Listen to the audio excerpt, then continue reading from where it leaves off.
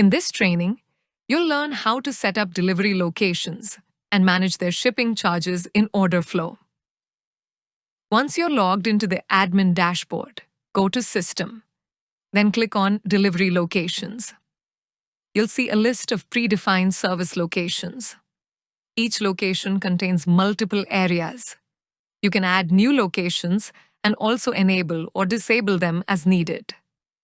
By default, all areas under an enabled location use a standard delivery charge of 100.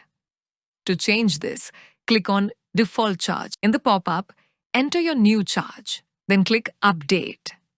If certain areas need a different charge, you can set a custom price by creating a price group. Here's how.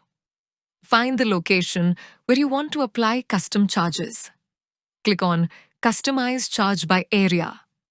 In the pop-up, give the group a name, set the delivery charge, and select the areas. Then click Create. Those areas will now use the custom charge. The group will appear under the location, and you can create as many groups as you need. To add a new area, click the plus icon next to the location. In the pop-up, type the area name. If it doesn't already exist, click Add to include it. That's it.